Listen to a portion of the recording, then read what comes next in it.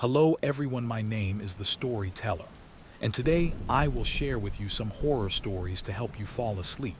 Sit back, relax, and enjoy. But before that, write down in the comments where you are listening this and what time it is. Don't forget to subscribe and hit the bell to never miss upcoming horror stories. The people of Morrow's End said the butcher shop never smelled right after it closed. Even years later, the air outside the old storefront carried something metallic, faint but unforgettable, like rain falling on rusted steel. The shop had belonged to Elias Crow, a man built like the walk-in freezer he once ruled. For 20 years, he served the town with a grin that didn't quite reach his eyes. No one questioned him much. In a town that small, you learn not to. Then one autumn morning, Elias vanished. The sign over the door still read Crow's Quality Meats. The fluorescent bulbs flickered inside, but the man was gone. And with him, so were 3 locals. The police called it coincidence. The townspeople called it cursed. By winter, the stories started. People seeing movement in the shop at night, hearing the hum of saws though the power had been cut off years ago. No one dared go near. When Mara Langley, a true crime journalist, arrived in Morrow's End, she wasn't looking for ghosts. She was looking for answers. Her podcast, Last Cuts, had been struggling, and a story about a vanished butcher who may have killed half the town was exactly the kind of nightmare that could revive her career. She found the shop boarded up, padlocked, the red paint flacking off like dried blood. Inside, through a crack, she saw a metal table under a single hanging bulb. Dust floated like ash in the stale light. That night she rented a room above the old pharmacy across the street. At 3:14 a.m., she woke to a faint thunk-thunk-thunk coming from the butcher shop. 3 beats, a pause, then 3 again. She stared from the window, breath fogging the glass. The light was on. The next morning, Mara bribed the locksmith with a 50 to open the door. Inside, everything was preserved, as if Elias had simply stepped out mid-shift. Hooks still hung from the ceiling. The cutting table was scarred and dented from years of work. And on the counter sat a small leather-bound book, stained at the corners. The ledger. At first, it looked like simple business records, dates, weights, and orders. But halfway through, the handwriting changed. It grew frantic. Next to the cuts of meat were names. Thomas Reed, 172 pounds. Anna Porter, 139 pounds. And beside each entry, a single word, tithe. Mara's pulse slowed, her skin cold. Every missing person lined up perfectly with a date in that book. She didn't hear the cold room door creak open behind her. When Mara finally turned, she noticed the door to the walk-in freezer was ajar. Inside was only darkness, thick and humming with the low groan of ancient refrigeration units that shouldn't still have power.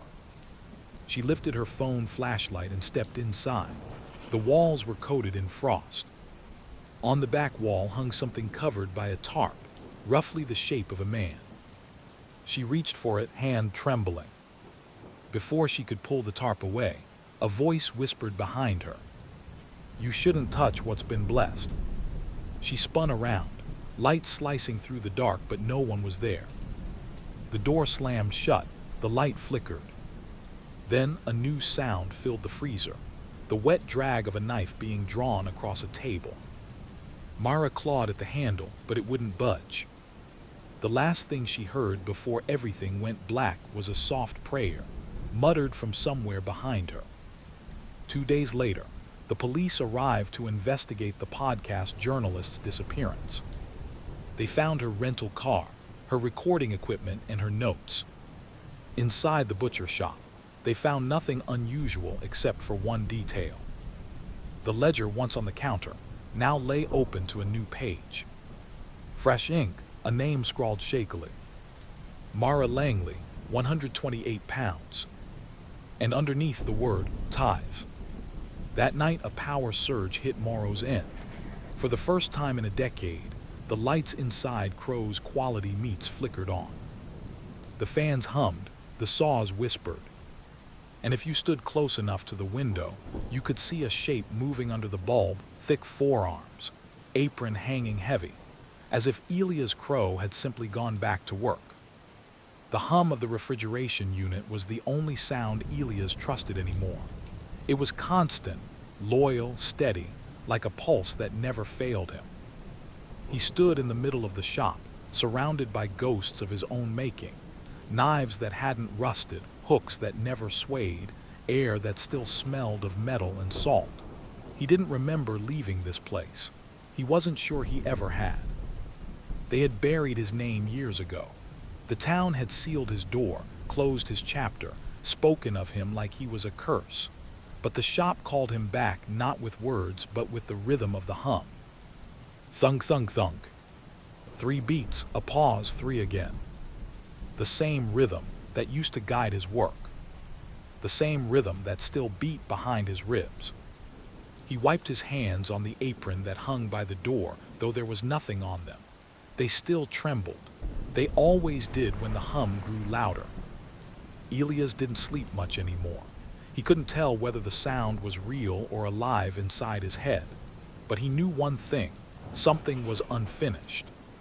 Something was waiting in the cold room. The voices had started softly, first through the vents, then through the drain in the floor. They whispered his old prayers back to him, the ones he used to mutter under his breath when business was good. Measure and cut, leave no waste. He thought it was just habit, a ritual that made him precise, but the whispers reminded him otherwise. They told him it had been a covenant. Elias began to see shapes in the frost that lined the freezer walls, outlines of the people he once served. The woman with the nervous laugh, the old man who always asked for extra marrow bones, the boy who never smiled. They were there, faintly drawn in the ice. He pressed a trembling hand against the wall and felt warmth pulse beneath it, as though something behind the metal skin still breathed. The shop remembered, and it hadn't forgiven. Elias couldn't bear the silence of the town anymore. He wandered at night, moving between the alleys and empty houses, searching for noise, anything human. But Morrow's End was quieter than he remembered. Most of the windows were boarded up. The church bell hadn't rung in years. Even the wind seemed to avoid the butcher's block at the center of town. He thought about the woman, the journalist. She'd come into his shop uninvited, touched what wasn't hers. He didn't remember what he did next. Or maybe he did, but it was buried under something darker. Every night now, the hum grew louder until it became a chorus. The knives began to sway on their hooks again, tapping softly like a heartbeat. He tried to ignore it. He tried to convince himself the shop was empty. But sometimes, just before dawn, he heard the sound of footsteps walking behind him, slow, deliberate, dragging a weight across the floor. When he turned, the knives had stopped moving. Elias hadn't looked into a mirror in years. The glass in his bathroom was fogged with dust, and the small square behind the counter had cracked across the middle. But one night, when the hum wouldn't stop, he saw movement in that broken reflection. A figure tall, wrapped in an apron, eyes like smudges of smoke. The reflection didn't mimic his motion. It watched him. He leaned closer. The figure leaned closer too, but not in sync, not like a mirror should. Then it smiled. Elias stumbled back, knocking over a crate of dull blades. The lights flickered. The mirror shattered completely, scattering his face into 1,000 pieces. In each shard, he saw a different version of himself, younger, older, thinner, hollowed, each one whispering something he couldn't make out. Only one voice was clear. You were chosen because you never wasted what you cut. He didn't sleep that night. He just sat in the middle of the shop, the shards glinting around him like tiny eyes. When the snow came, it came heavy, thick enough to bury the shop sign halfway up the wall. No one came down the street anymore. Even the crows had abandoned Morrow's End. Elias stood by the window and watched the flakes fall into silence. The hum had quieted for the first time in weeks, replaced by something else, a faint heartbeat beneath the floorboards. He followed it, down past the counter, past the walk-in freezer, into the basement he had sealed years ago. The air was colder there, the smell sharper. He moved by instinct, feeling the walls with his hands. The heartbeat grew louder. At the center of the room, he found a table. On it lay the ledger open, waiting. The last entry glowed faintly in the dim light. Beneath Mara Langley, a new line was being etched into the page, though no pen touched it. Elias Crow, 213 pounds. And beneath that, the word he'd written 100 times before. Tithe. The hum stopped. The cold deepened. And somewhere above him, the saws began to whisper again, not cutting but singing. Elias looked down at his hands, trembling in the dark. He smiled for the first time in years. The covenant was complete. The new winter was heavier than any before. Snow blanketed Morrow's End, muffling sound, swallowing footprints and burying memories. Detective Jonas Hale had arrived in town a week ago, a man who didn't believe in curses, whispers, or old legends. He believed in evidence. The case of Elias Crow intrigued him more than anything else. A missing butcher, missing people, and an abandoned shop that smelled of iron and old fear. He pushed open the boarded window of Crow's Quality Meats. Inside, the shop seemed frozen in time. Knives on hooks, the cutting table scarred, the floor dusted with frost. But he felt it immediately, a presence that didn't belong to him. He didn't know that Elias watched from every shadow, lingering in every reflection, waiting for the hum to call him again. Jonas lifted a flashlight to the ledger. Dust-covered pages, handwriting neat at first, became erratic, the last line reading. Elias Crow, 213 pounds, tithe. He frowned. The word felt wrong.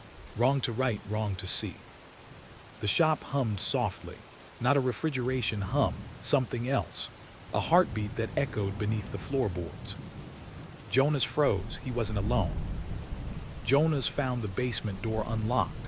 It shouldn't have been. The key to that floor was lost, swallowed by decades of rust and neglect. He descended into darkness.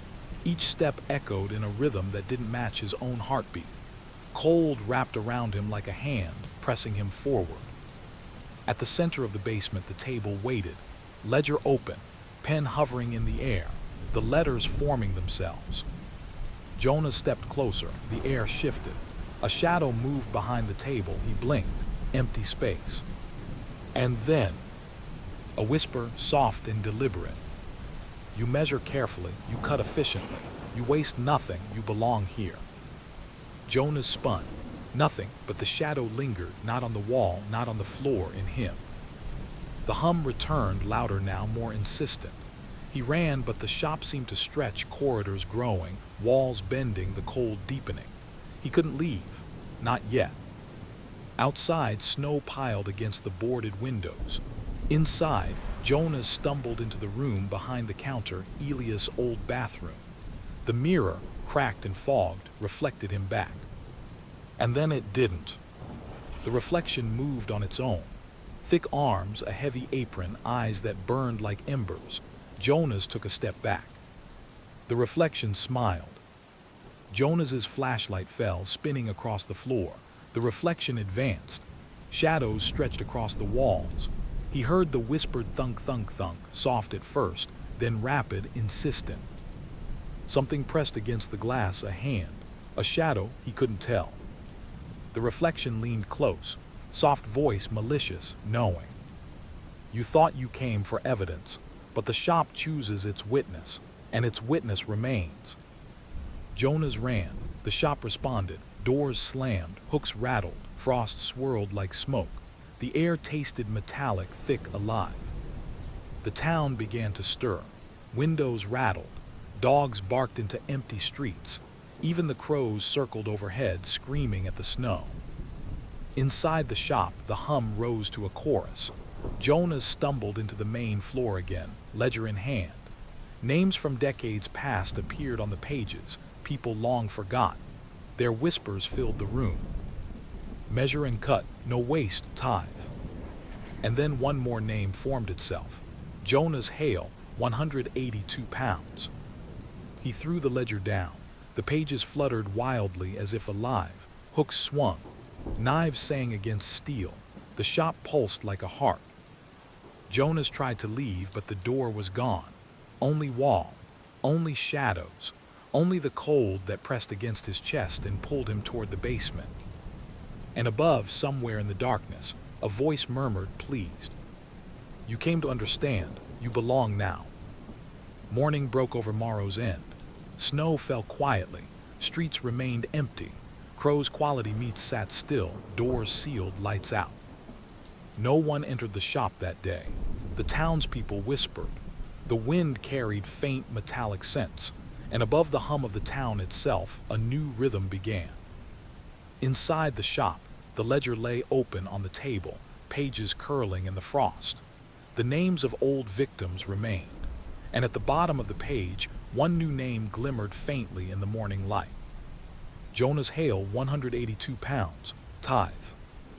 No one saw him, no one heard him, but in every reflection of broken glass, every shadow stretching across the walls, every whisper through the vent, the presence of Elia's crow remained patient, waiting, eternal. The shop would call again, and someone would answer. The first to notice the change was Clara Benson, a school teacher who had just moved to Morrow's End.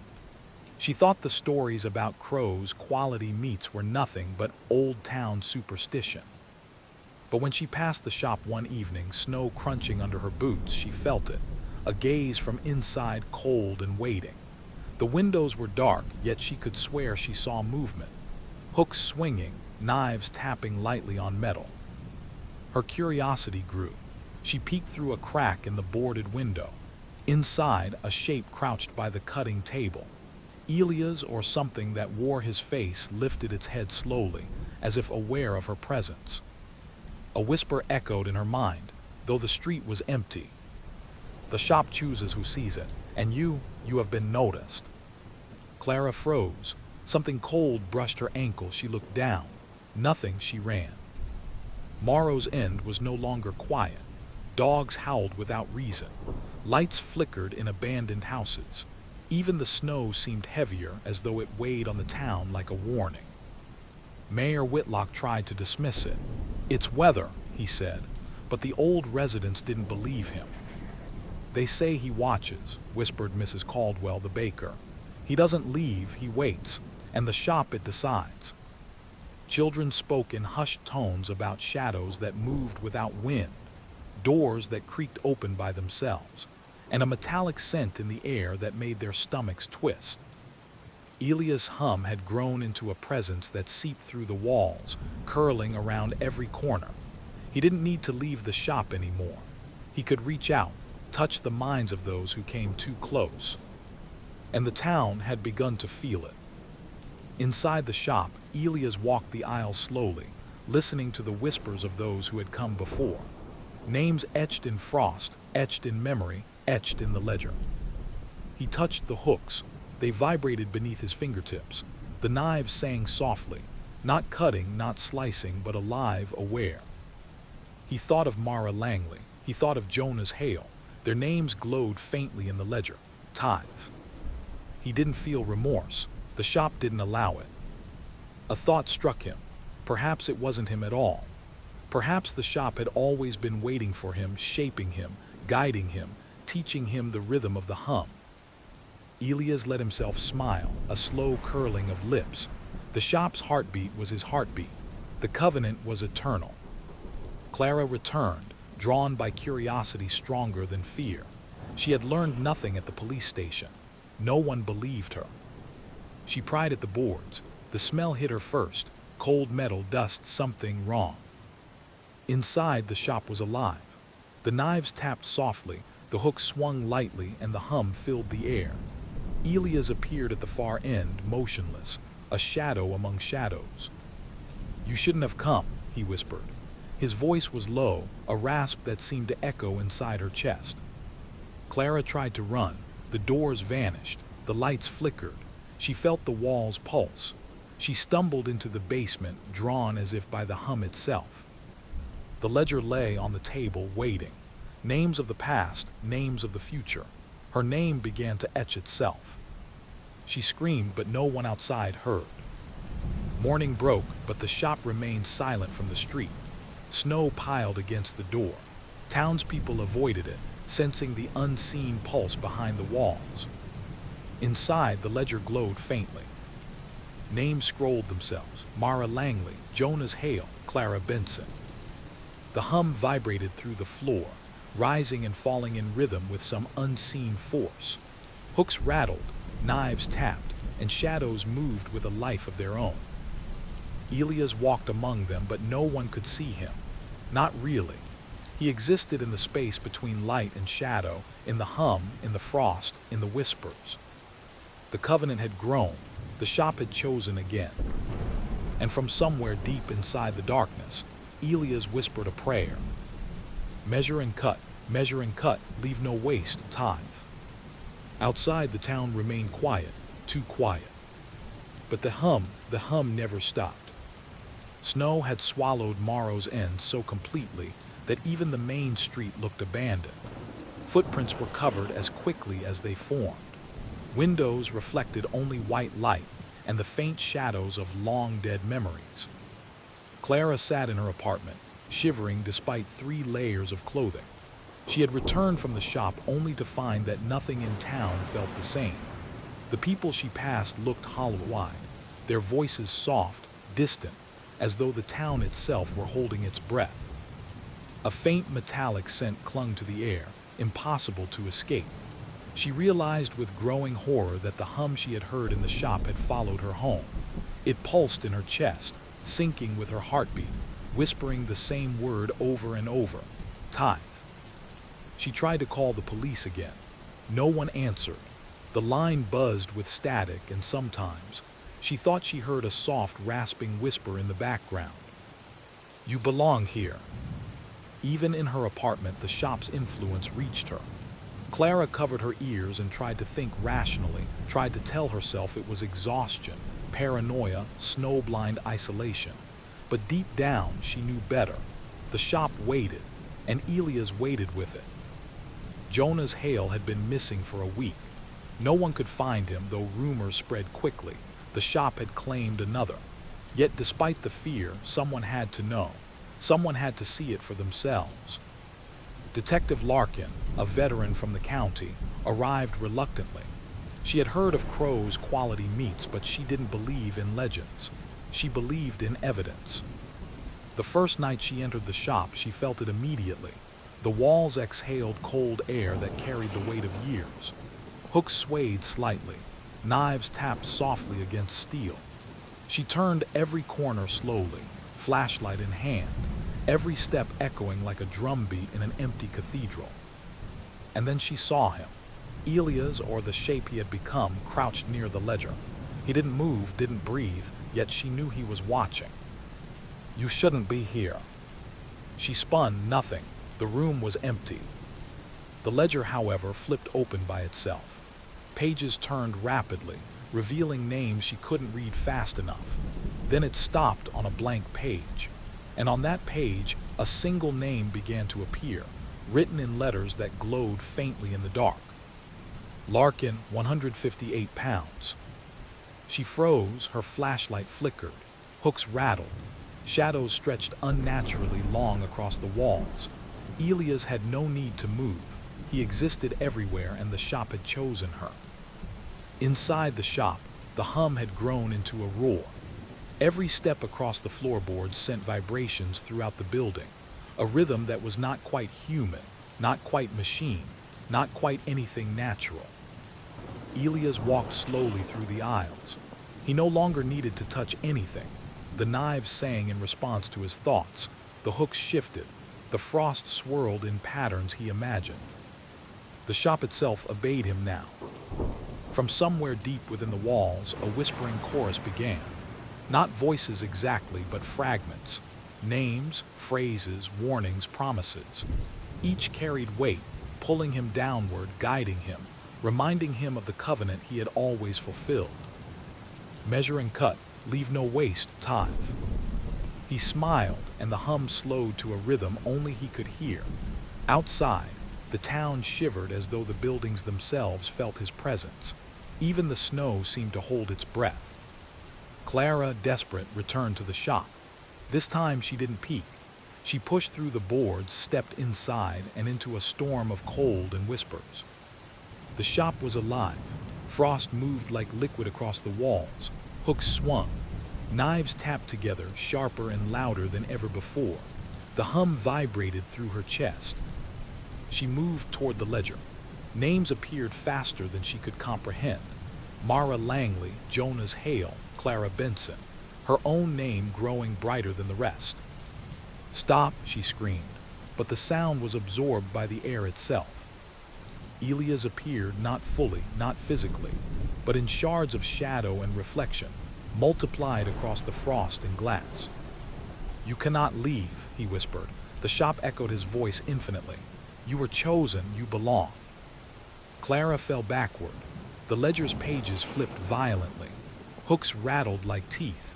She felt herself being pulled toward the basement, toward the cold, toward the hum that had become her own heartbeat. She realized then, the covenant was not just a ritual. It was a living, breathing force. Once the shop called, you could not resist. By dawn, the snow had thickened. The streets were empty.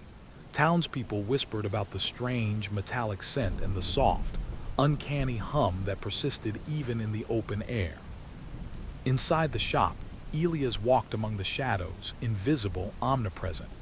The ledger lay open on the cutting table, pages filled with names, some old, some new, some never spoken aloud.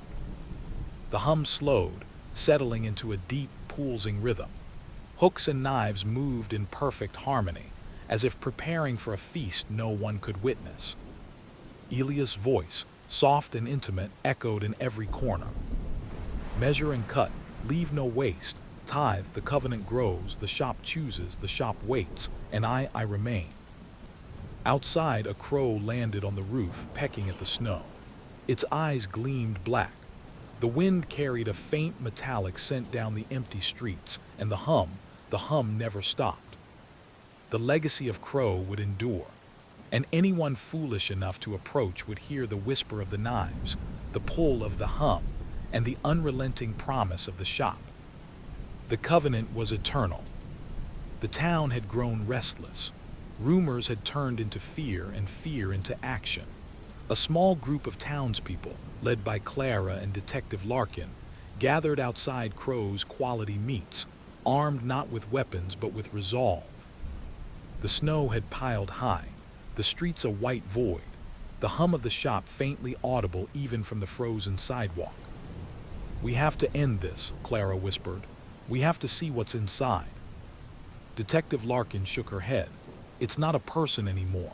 Whatever's in there, it's the shop itself." They forced the boards aside. Inside, the air hit them first, cold, metallic, heavy, as if each breath carried the weight of decades.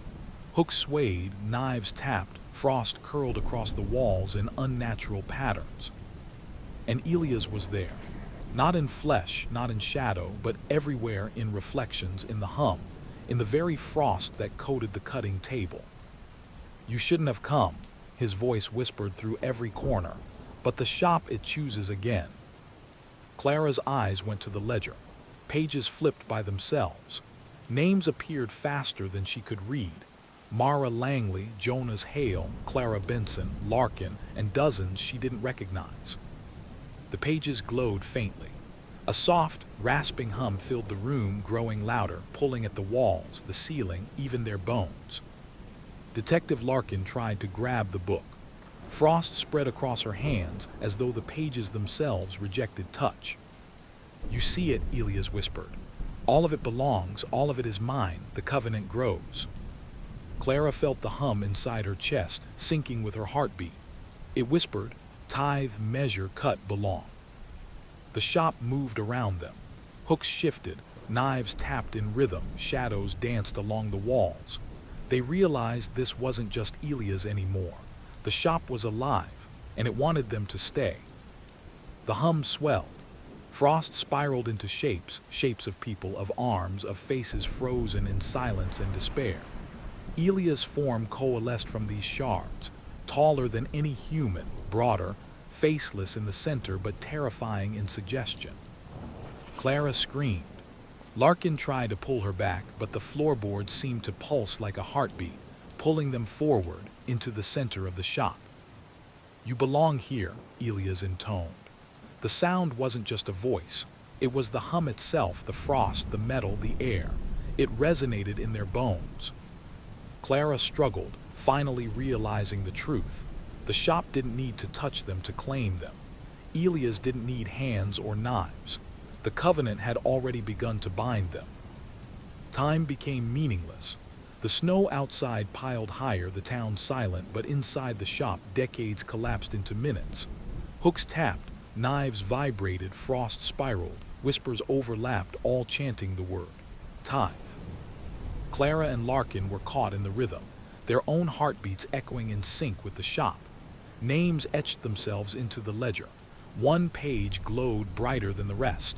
Theirs. Elia's presence enveloped them.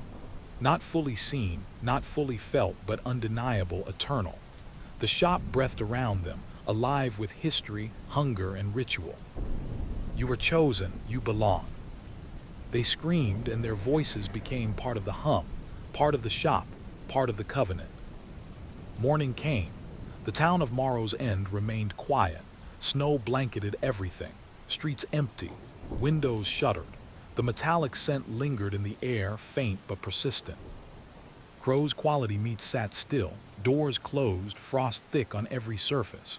But inside, the hum persisted, hooks swayed, knives tapped softly. The frost spiraled in patterns unseen by any human eye. The ledger lay open, pages filling themselves with names, old, new, inevitable. Elia's presence, fragmented and whole at once, drifted through the shop, watching, waiting, patient, eternal. And the covenant endured. The shop chose again. It always would. And Morrow's End, buried in snow, whispered in fear of the hum that never stopped. The world didn't notice it at first. A cough here, a fever there, a few strange hospital reports dismissed as influenza variants. But in the small town of Redfield, it spread like wildfire. Jake Marlowe had been a paramedic for 5 years. He'd seen accidents, shootings, fires, all the human chaos you could imagine, but nothing prepared him for what he saw at the hospital that morning. The first victim came in smiling, impossibly wide, teeth glinting unnaturally. The eyes were bright, almost cartoonish, and the skin seemed stretched. When it lunged, it was fast, violent, and laughing. Jake barely got out alive. The nurses weren't so lucky. By noon, the town's emergency channels were flooded with reports. Strange behavior, attacks, bizarre injuries. Whoever or whatever this was, it was contagious. And it wasn't human anymore. Jake drove through Redfield's main street, sirens off, heart pounding. Windows shattered, screaming echoes, and clowns. Not normal clowns. These were grotesque parodies of carnival entertainers, painted faces twisted in permanent grins, eyes wide with unnatural intensity, and movements that made Jake's stomach turn. People he knew, neighbors, coworkers, now these monsters. The virus didn't just kill, it changed them, warped them, made them fast, clever, and merciless. He passed the pharmacy. Inside, a man with smeared rainbow makeup chased a terrified woman, juggling knives like toys.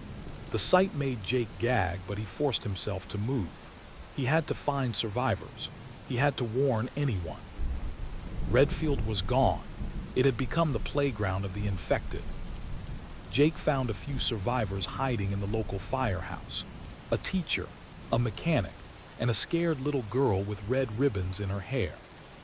"Clowns outside," the teacher whispered. "They're everywhere." Jake barricaded the doors. He checked his phone. No signal, no calls, just static and distant laughter. It was then he noticed the pattern. The virus spread fastest where laughter had been loudest. Parties, carnivals, circuses, now, every festive memory in Redfield had become a vector for death. And the clowns weren't just killing, they were recruiting. Anyone bitten changed, joining the circus of madness. The firehouse walls shook as something hit the door. A horrifying, high-pitched giggle reverberated through the room. Jake peered out a window. A clown stood there, grinning impossibly wide. Its skin glistened, eyes darting unnaturally. It held a balloon twisted into the shape of a person. "Let us in," it said, voice warping and echoing. "Play with us." Jake grabbed a fire extinguisher and rushed out the back door. The others followed. The streets were chaos. Flashing lights from overturned cars, sirens, screams, and the endless carnival music that had started playing from somewhere. Every corner held danger. Every shadow hid a killer. Jake led the group through the back alleys. The infected clowns moved like predators, anticipating every turn. Their laughter echoed, bouncing off brick walls, disorienting the survivors. The little girl clutched his hand, eyes wide. They want us." "Yes," Jake said, voice firm, "and we're not going to give them the satisfaction." They ran toward the outskirts of town, hopping for a highway, for safety, for any sign of help. But the infected were smart, too smart, and the virus seemed to guide them, coordinating attacks with horrifying precision. By nightfall, Redfield was a nightmare of flashing lights, broken laughter, and streets slick with chaos. Jake realized the fight wasn't just survival. It was a war, and it had only just begun. Jake led the survivors through the outskirts of Redfield, trying to keep low, every sense screaming danger. The town, once quiet and familiar, had become a carnival of terror. Flickering streetlights cast twisted shadows across abandoned cars. Broken signs swung in the wind, and from every alleyway, the echo of high-pitched giggles reached their ears. They passed a corner store. Inside, a clown, impossibly tall, with elongated limbs and smeared paint, stalked a pair of survivors who had thought they could hide. The figures inside twisted, jerking unnaturally, until one lunged at the other with a strength that made Jake stumble backward. The sound of snapping bones mixed with manic laughter. The little girl clutched his jacket. "We have to go." Jake nodded, forcing his panic into focus. They ran. Every step was measured, calculated. Every street corner could conceal another predator, every shadow a trap. He realized the infected weren't just mindless. They anticipated, coordinated, and hunted with purpose. The virus didn't just make them killers, it made them predators, hyper-aware and terrifyingly clever. The group reached the highway by nightfall. Cars were abandoned, their headlights flickering in the darkness. The sound of laughter grew louder, coming from every direction at once. Jake realized the infected were converging. "We can't outrun them," the mechanic muttered, breathing heavily.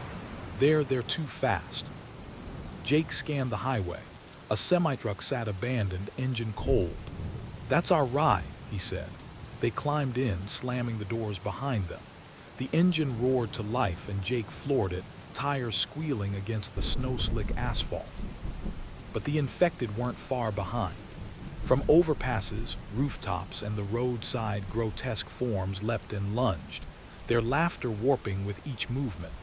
Some had twisted masks, others had features almost human, but distorted and grinning unnaturally. Jake swerved to avoid a clown leaping onto the hood. The little girl screamed. He pressed forward. The highway stretched ahead, endless and empty, yet alive with danger. By dawn, the survivors reached the outskirts of the county. Jake paused, heart hammering.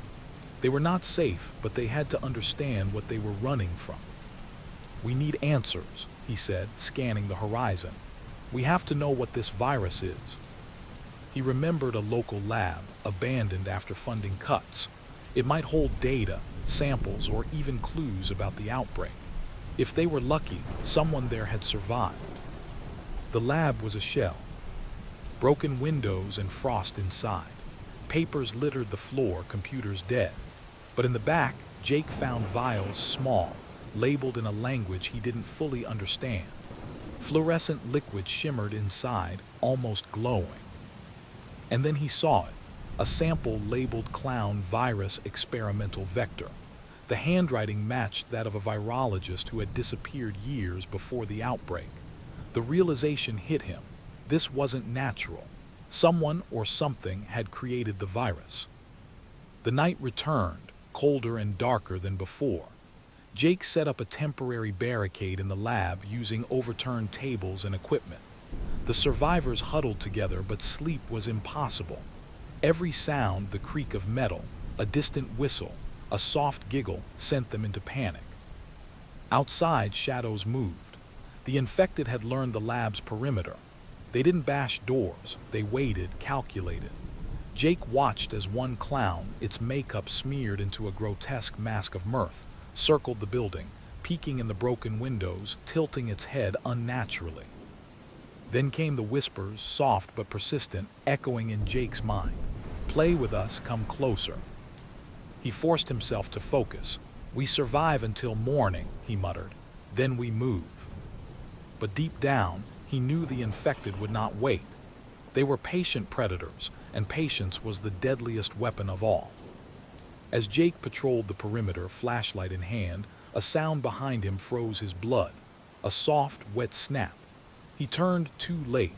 A clown had jumped from the shadows, fast enough to pin him to the ground. Its eyes gleamed with unnatural intelligence. He fought, kicking and swinging, but one arm disappeared under the clown's grasp. The mechanical laughter filled his ears as he felt a bite, sharp, unnatural, unnatural. Pain surged, then something worse, a creeping numbness, a heat spreading through his veins, his vision warping. The little girl screamed from the doorway. The mechanic and the teacher rushed to help, but Jake struggled to stand. He realized the truth with terror. The virus wasn't just a threat. Once bitten, transformation began almost immediately.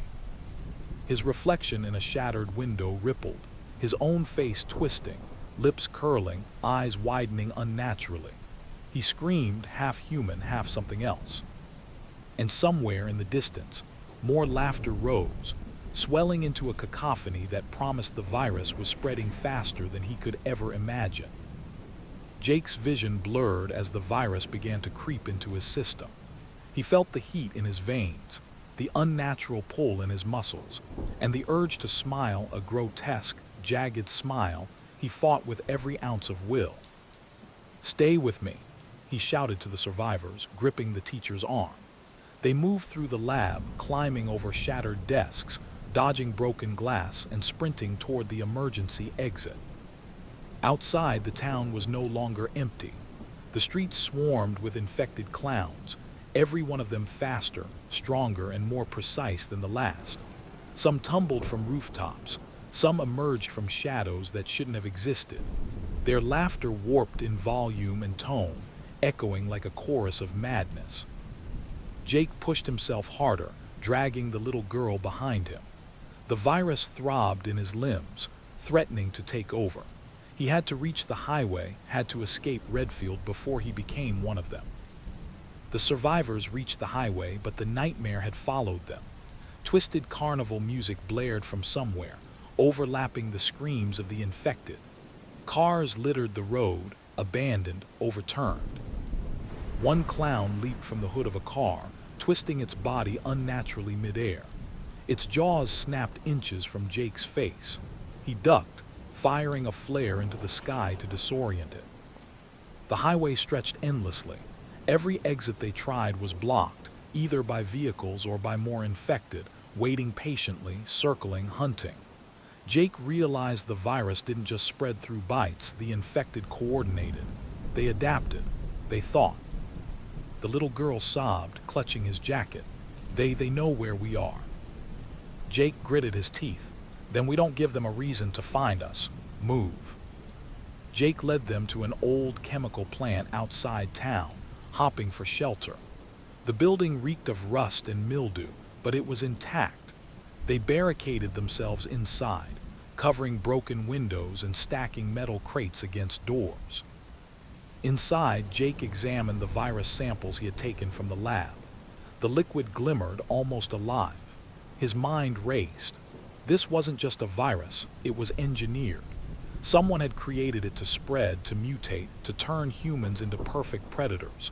Clowns that could hunt, coordinate, and reproduce the infection. As he studied the vials, a high-pitched giggle came from above. Footsteps, rapid, calculated, echoed through the rafters. Jake's heart sank. The infected weren't just outside. They were inside the building now. Panic erupted when one of the survivors, the mechanic, screamed. Jake turned just in time to see the man convulse, skin blanching, eyes widening unnaturally.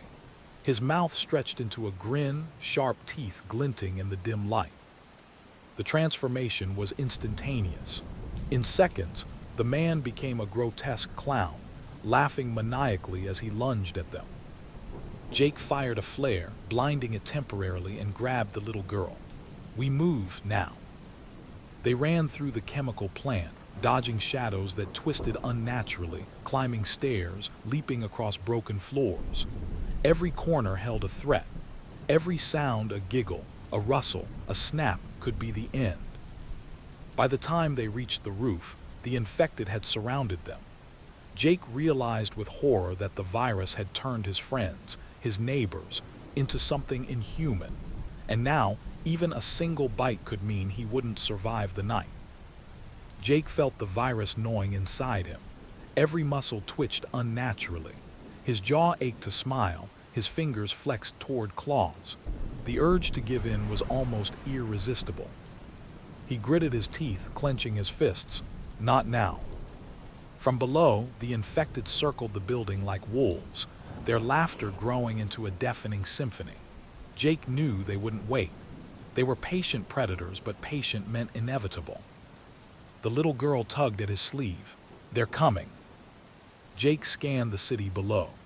The streets were full of movement, the infected spreading like wildfire, their twisted forms staggering yet impossibly agile. If he didn't act now, there would be no escape. He realized the only way to survive, the only way to stop the transformation for now, was to fight, to run, and to confront the virus head-on. There was no time for hesitation. The carnival of infected clowns waited below, and Jake knew he was about to leap into hell. Jake sprinted across the roof, the little girl clinging to his arm. Below, the city was a kaleidoscope of flashing lights, overturned vehicles, and screaming streets. The infected were everywhere, but some had figured out how to climb, leap, and even use abandoned scaffolding to their advantage. One clown tumbled onto the roof behind them, jaws snapping, glowing eyes locked on Jake. He leapt over a broken skylight, sliding across the metal rooftop as the clown gave chase. The wind carried its manic laughter, high-pitched and terrifying, echoing off the buildings like a carnival of death. Jake's muscles burned, his vision blurred. The virus inside him pulsed, tugging at his mind, urging him to smile, to join the madness. He forced himself to focus. Survival wasn't about strength. It was about speed, wits, and refusing to let the infection win. Desperate for cover, Jake and the girl ducked into the subway tunnels. The darkness was oppressive, the smell of damp and decay thick. But for a moment it felt safe until the giggling started. From the shadows, clowns emerged, their forms stretched and unnatural. Some slid along the walls like predatory insects. Others leaped from the ceiling, landing with horrific precision. Jake lit a flare, illuminating their grotesque faces, smeared makeup, unnaturally wide grins, elongated fingers. Each clown moved with terrifying intelligence, circling, coordinating, herding them deeper into the tunnels.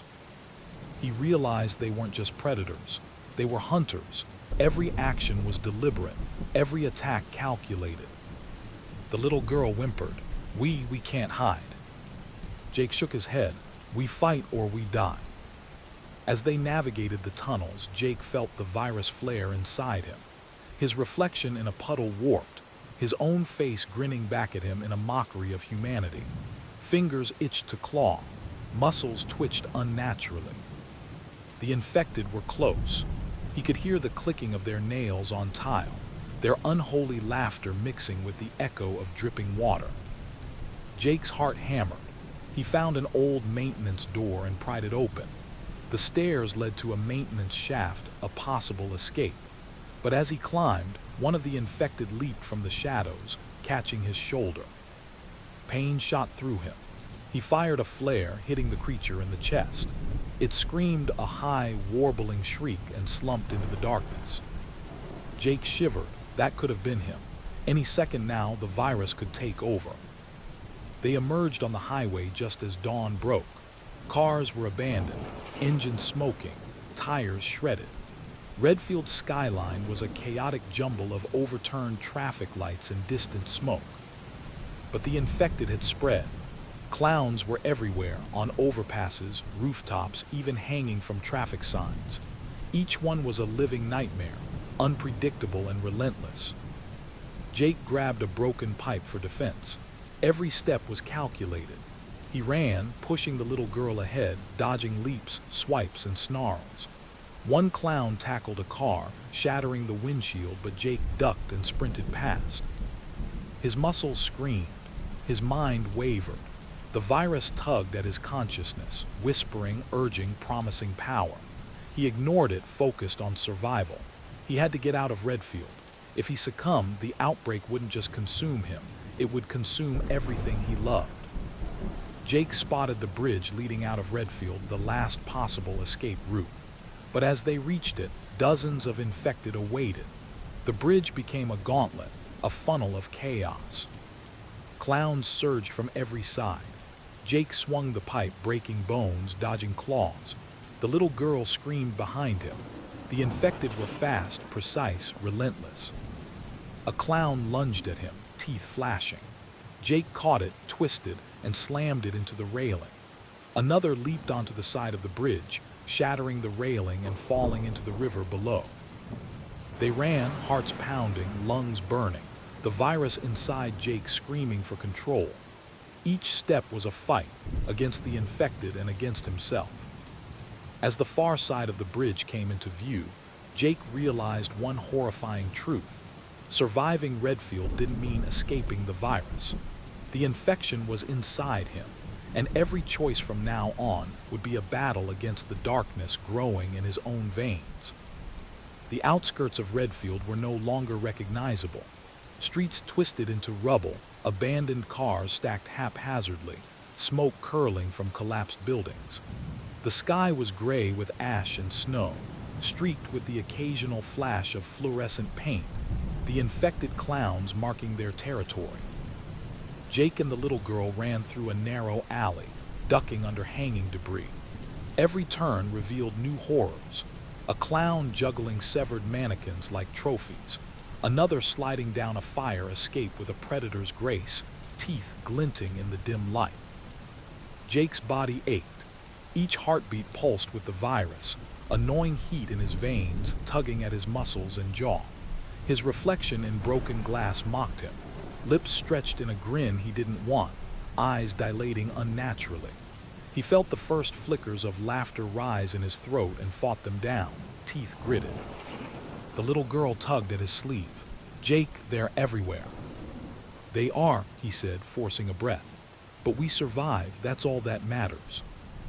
They emerged onto a main street. The chaos escalated. Hundreds of infected clowns poured from buildings, rooftops, and alleyways, coordinating attacks with a predator's cunning. They weren't mindless, they strategized. They herded survivors into kill zones. Jake grabbed a metal pipe and swung at one leaping toward them, hearing the sickening crunch of impact. The little girl screamed, clinging to his side. They ran, weaving between overturned cars, slipping through smoke and shadows, every step a desperate bid for life. By midday, the horde had grown larger, a tide of twisted, smiling faces. Jake's pulse raced. Even the air felt wrong, thick with a metallic tang, laughter echoing in every reflective surface, amplifying the terror. He spotted a police cruiser, doors ajar. Inside, emergency radios crackled with static, snippets of panicked voices, and then nothing. Silence. The city's defenders were gone, transformed, or hiding. Jake ducked into the cruiser, dragging the little girl with him. He picked up a rifle from the passenger seat, checking its chamber. Outside, a clown scaled a light post, surveying him with unnaturally intelligent eyes. The virus inside Jake throbbed violently. His muscles twitched, his jaw itched to contort, and laughter began to rise from his throat. He forced it down, swallowing hard, gripping the rifle tighter. Survival was more than physical now, it was a battle of will. Suddenly, the horde moved in unison, flanking the street, cutting off escape routes. Jake fired at the nearest threat, a spray of sparks lighting the clown's painted face. Others jumped, twisted, leaped, a horrific dance of precision and chaos. He grabbed the little girl. "We have to keep moving, don't look back." As they fled, Jake felt the infection's power grow stronger. Muscles responded faster, reflexes sharper. Senses heightened, but with each enhancement came whispers, giggles curling around his thoughts, voices urging him to join, to laugh, to let go. He stumbled into an abandoned pharmacy. Broken glass crunched underfoot. Supplies were scattered. He tore open first aid kits, bandages, adrenaline shots, anything to keep himself and the little girl alive. He caught his reflection in a cracked mirror. His pupils flickered red. Lips curled unnaturally. A split second and he recoiled. The virus was close. He could feel it pulling at his mind, promising strength, power, a grotesque freedom from fear. "No," he muttered. "Not yet, not now." The little girl's voice broke through the noise. "Jake, they're coming." He turned. From the street below, the horde had found them again. Clowns scaled walls, swung from signs, and leapt with terrifying agility. Jake gripped the rifle, tightened his jaw, and prepared to fight not just for survival, but to resist the virus inside himself. The survivors reached a massive highway bridge spanning the river.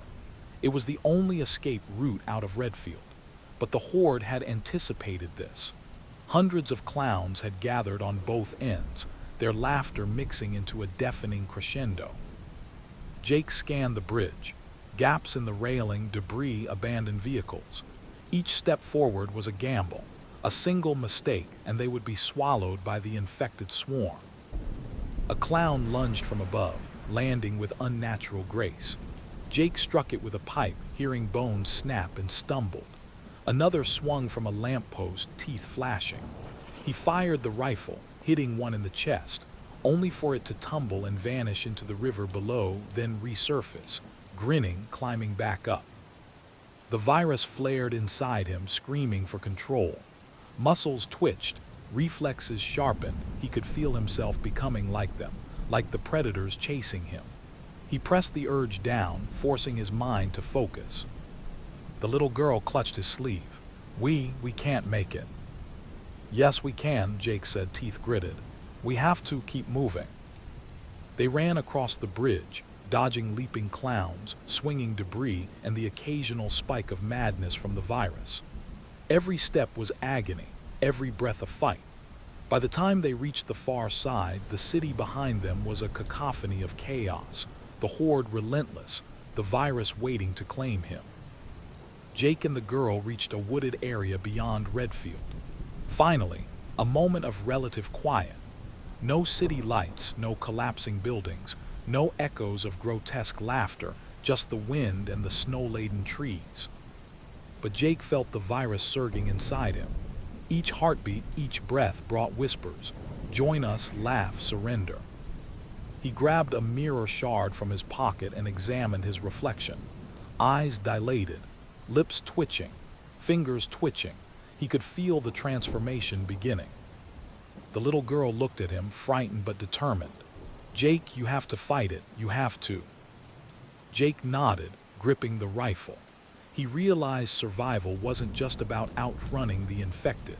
It was about holding onto humanity, resisting the virus, and protecting her at all costs. And even as the wind carried distant, manic laughter from the city, he knew the fight was far from over. Redfield was lost, but their journey had just begun. A long, desperate battle against infection, chaos, and the unending carnival of killer clowns. The forest beyond Redfield should have been a sanctuary, but the snow-draped trees were deceptive. Shadows twisted unnaturally, and even in daylight, the distant echoes of giggles seemed to follow them. Jake's muscles ached. His breaths came in sharp gasps. Every step carried the tug of the virus inside him, urging him to smile, to lunge, to abandon reason. He fought it tooth and nail, gripping his rifle, swinging it against the snow-covered trunks when something darted between them. From above, a twisted clown descended on a rope of vines and branches, landing with a snap of its claws against a frozen log. Its face was smeared with paint, distorted into an impossibly wide grin. Jake fired, the rifle crackling through the still air. The clown fell, but more emerged from every direction. The little girl screamed. Jake grabbed her hand. Run! Branches clawed at them. Snow and ice slipped beneath their feet. Laughter echoed, high-pitched, warped, omnipresent. The virus inside Jake flared, his reflexes sharper, faster, but the temptation to succumb to it was overwhelming. Every time he resisted, it screamed in his veins, promising power and strength. The forest seemed endless. They couldn't stop. The infected were clever, hunting in packs, anticipating every route. The nightmare was closing in, and the woods themselves seemed to conspire against them. They reached a frozen river, the only visible path toward the next highway. Ice cracked beneath their weight. Clowns appeared from both banks, sliding across the frozen surface with unnatural agility, juggling weapons and debris. Jake realized this was a trap. The river was narrow, the horde could funnel them. He scanned for any alternate path, but every option ended in shadows filled with painted faces, teeth glinting in the cold sunlight. One clown lunged, and Jake swung the rifle, hitting it across the head. It tumbled into the ice, cracking it. The girl screamed as water splashed around her. Others followed. The ice groaned. Jake made a split-second decision. They had to run across. Every step was perilous. Ice cracked beneath them. Laughter rose around them, distorted and mocking. The virus tugged, flaring in his veins, promising death or power. They made it across, soaking wet but alive. The infected clowns fell behind, momentarily slowed but not defeated. The carnival of death was relentless. Jake spotted an abandoned factory on the riverbank. Doors barricaded with steel, windows shattered but manageable. They ran toward it, adrenaline surging, hearts hammering.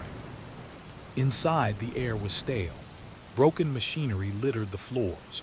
But for the first time in hours, there was a semblance of cover. Jake barricaded the doors, piling crates and scrap metal. The little girl's eyes were wide with fear. Jake, I can hear them. They're still out there. I know, Jake whispered. But we hold here, we survive just for a while. He examined himself in a shard of broken glass. The virus throbbed, tugging at his muscles, distorting his reflection. His lips twitched involuntarily. Eyes flickered red for a moment. He shook his head. He couldn't give in. Not now. From outside, the giggling rose again, louder, closer. They were coming. The infected were relentless, and Jake knew this would be the hardest fight yet. The horde struck. Clowns smashed through windows, swinging jagged pipes, knives, anything they could grab. Jake fought in the shadows, rifle and pipe in hand, muscles burning, veins thrumming with the virus. Some of the infected lunged directly at him. He fired, struck, shoved. Ducked, every action a battle against both them, and the darkness inside him. The little girl dodged, ran, and helped him where she could, her bravery surreal for someone so young. Jake realized then, the virus wasn't just in the infected outside. It was inside him. Every pulse of his blood, every twitch of his muscles, threatened to turn him into one of them. He could feel the temptation, the thrill of strength and predation. He gritted his teeth. Not now. The fight was brutal, close, and bloody. Clowns fell, machinery collapsed, sparks flew. By sheer willpower and cunning, Jake managed to push the horde back temporarily, but the cost was clear. He was teetering on the edge. As dawn broke, the infected retreated momentarily, drawn back toward the city like a tide receding.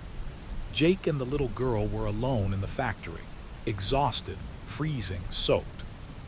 Jake's reflection caught in a puddle on the floor. His face was pale, veins throbbing, eyes red-rimmed.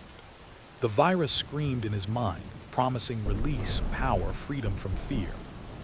He could feel it clawing at him.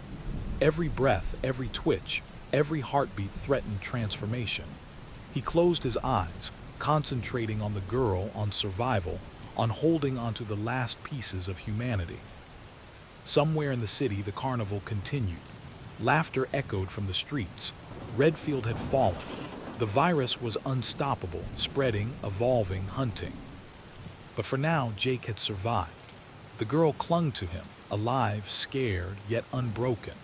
He knew the fight wasn't over, it would never be over. But one thing was clear. As long as he resisted, they had a chance. As long as he fought the virus inside, the carnival of killer clowns could be delayed, contained, survived for a while. The wind carried distant, manic laughter. The nightmare wasn't over. It would never be over. But Jake breathed, and that was enough for now.